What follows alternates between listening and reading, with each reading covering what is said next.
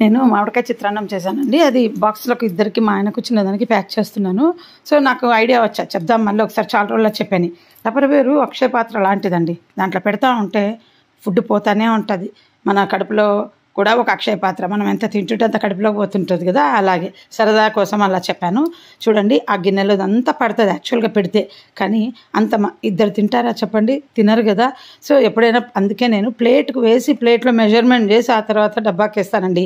ఇది భలే మోసం అయింది డబ్బా మాత్రం. అంటే ఫన్నీగా చెప్తున్నా. దాని డబ్బా చూసి మీరెప్పుడు కొంచెం అని అనుకోకండి. నేనెప్పుడు ప్యాక్ చేసి ఇచ్చేది చూస్తుంటారు. ఇంత కొంచెం చేసిందే అనేసి. సో, ఈరోజు మీకు ప్రాక్టికల్‌గా చూపిస్తున్నా. పెడితే గాన ఆ మిగిలిన అన్నం కూడా పడుతుంది. డైనింగ్ టేబుల్ మీద మీరు టపర్‌వేర్ పెట్టుకున్నారనుకోండి, ఫ్రెష్‌గా ఉంటుంది. తర్వాత స్పేస్ తక్కువ తీసుకుంటుంది. తిన్న తర్వాత మళ్ళీ దాన్ని అలాగే ఫ్రిడ్జ్‌లో కూడా పెట్టుకోవచ్చు. ఇంకా మళ్ళీ తీసి ప్రీహీట్ చేసుకోవచ్చు. అంటే ఇది ఈ గ్లాస్ టైప్ ఉంది కదా! దీన్ని ప్రీహీట్ చేసుకోవచ్చు. బట్ హెవీ హీట్ కాదు. జస్ట్ చెప్తున్నాను. ఒకప్పుడు బాగా బిజినెస్ చేసిందాన్ని కదా! యూట్యూబ్‌లో చెప్పకుండా ఉండలేనండి. ఇది నా ప్రాణం టపర్‌వేరు. స్టీల్ గిన్నె అంత పెద్ద గిన్నె ఎంత ప్లేస్ పడుతుందండి డైనింగ్ టేబుల్ మీద పెట్టుకుంటే.